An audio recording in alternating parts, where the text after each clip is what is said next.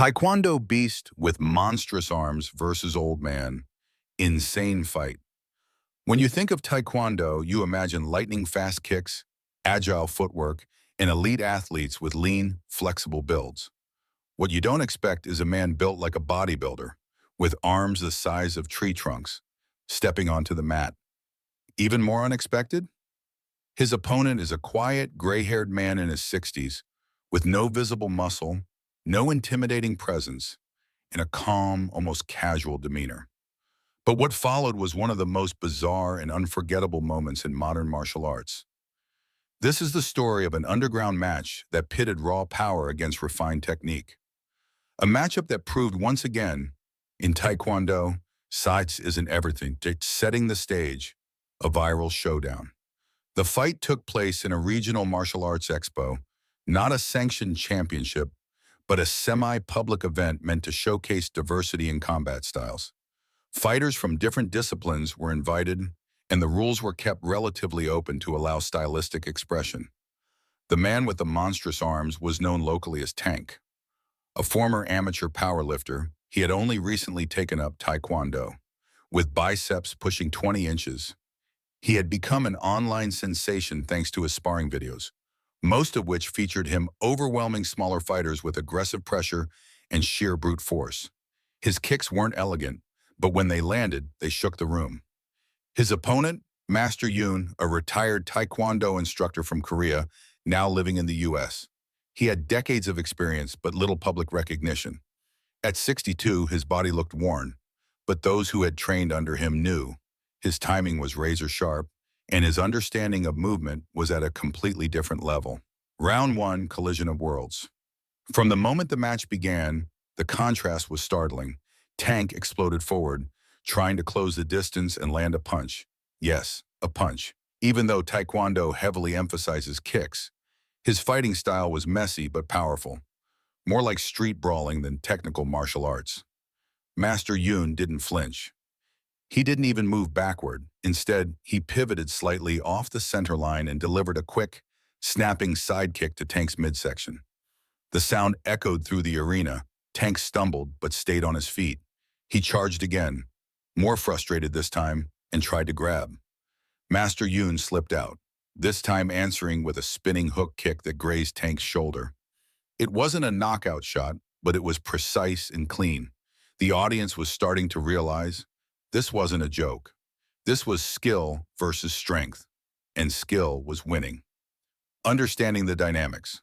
Why technique matters. To the untrained eye, Tank had every advantage. Bigger, younger, and heavier. But Taekwondo isn't about brute strength. It's about balance, distance control, and the efficient use of force. And it worked. By the end of round 1, Tank's breathing was labored. His punches had no snap, and his kicks had become sluggish. Meanwhile, Master Yoon still stood upright, barely sweating. Round 2, when experience takes over. Round 2 began with a moment of silence. Tank, clearly drained, hesitated. He wasn't just fighting Yoon now, he was battling fatigue and frustration. That's when Yoon shifted gears. Rather than wait and counter, he started applying pressure. Not through brute force, but with movement. He feinted high, then low, and used fast footwork to circle. Tank tried to keep up, but his weight worked against him. Then came the turning point. Yoon launched a double roundhouse combo, first to the body, then immediately to the head. The body kick forced Tank to lower his guard. The head kick didn't knock him out, but it staggered him and sent him falling backward. For a moment, the entire arena froze. Tank got up, but the message was clear. Technique had dominated power. What we saw wasn't just a battle between two individuals. It was a collision of two philosophies. One based on power, intimidation, and size. The other built on rhythm, control, and years of refinement. Tank entered the match with confidence. And why wouldn't he? He had run through local sparring partners with brute strength, bulldozing through guards and overpowering lighter fighters who couldn't handle his pressure. His kicks weren't textbook, but they were heavy. His punches weren't crisp, but they were devastating. Most people didn't last a full round against him. But Master Yoon wasn't most people. At 62 years old, he had nothing to prove physically. His frame was lean, his posture calm, and his pace deliberate. But every movement he made had a purpose. Every step he took told a story. While Tank fought with force, Yoon fought with understanding. Understanding of timing, distance, rhythm, and energy. From the opening exchange, it became clear that this was not going to be a typical showcase. Tank tried to pressure early, using his size to close the gap. But every time he advanced, Master Yoon redirected the energy. A sidestep here, a well-placed sidekick there. No wasted motion, no panic. And that's the first truth this fight revealed. In Taekwondo, control beats chaos. Tank threw heavy shots, but his balance wasn't stable. His stance was too wide, his center of gravity too high. Yoon exploited these small openings again and again, not with devastating blows, but with surgical precision. It wasn't about hitting harder. It was about hitting at the right time, from the right angle, when the opponent was least prepared. This is where many misunderstand Taekwondo. Outsiders often see it as a flashy kicking art, all speed, spin, and style. But beneath the surface is a deeply strategic framework. Real Taekwondo, especially at the master level, is built around movement efficiency, spatial intelligence, and reading the opponent like a chess player reads the board. Tank had strength, but Master Yoon had timing, and timing always wins the long game. As the match continued, the second truth emerged. Conditioning is more than muscles. Tank's physique was built for powerlifting, short bursts, explosiveness. But Taekwondo is an aerobic and anaerobic sport. It demands footwork, recovery, breath control, and dynamic flexibility. After just one round, the strain started to show. Tank's punches slowed, his legs dragged, his guard dropped. And that's when Yoon increased the pressure. Not recklessly, but tactically. He didn't just survive the storm, he waited for it to pass. Then he took over. This phase of the fight exposed the third truth. Real experience can't be faked or rushed. Master Yoon had been training longer than Tank had been alive. That kind of experience doesn't come from lifting weights or going viral on social media. It comes from decades of drilling, losing, adjusting, and evolving. When you've seen every kind of attack and faced every kind of opponent, panic disappears.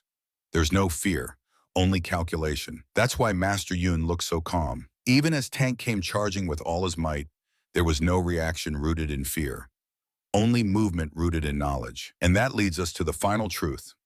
This fight made undeniable. Taekwondo is a thinking art. To the casual observer, it might look like a simple exchange of kicks and counters, but every movement in Taekwondo is built on layers of understanding. Biomechanics, timing, psychology, and rhythm. It's not about who throws more. It's about who throws better, who manages energy, who adapts fastest.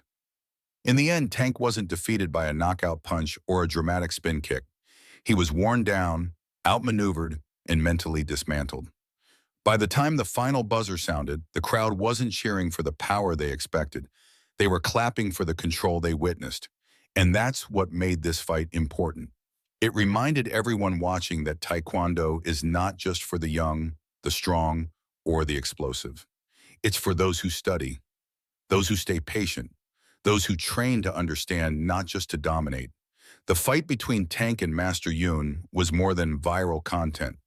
It was a teaching moment for the entire martial arts community, a clear, undeniable reminder that in this art, the strongest man in the room isn't always the most dangerous. Aftermath, respect earned. After the match, Tank approached Master Yoon and bowed. Despite the difference in outcome, the respect was mutual. Tank admitted in a later interview that he had underestimated traditional martial artists, thinking that muscle would carry him through. For Master Yoon, it wasn't about ego. He hadn't entered the match to prove a point. He simply wanted to show that Taekwondo, practiced properly, could neutralize even the most overwhelming force. Since that fight, clips of the match have circulated widely online, often miscaptioned or misunderstood. Some call it a fluke. Others say Tank wasn't a real fighter. But those who understand martial arts see it differently. They see it as proof that years of quiet training can still overcome brute aggression, even in today's world of flashy combat. The fight between Tank and Master Yoon was more than just an internet oddity. It was a lesson in martial arts philosophy, one that highlights the essence of Taekwondo. Strength fades, speed slows, but timing, technique, and intelligence, those grow with age if you're willing to invest the time. So the next time you see someone with monstrous arms step into the ring, remember this fight. Because in Taekwondo, the loudest fighter rarely wins. The smartest one does. If this story fascinated you, there's more where that came from. Taekwondo is full of real moments like this, where legends are born not through hype, but through skill. Stay tuned.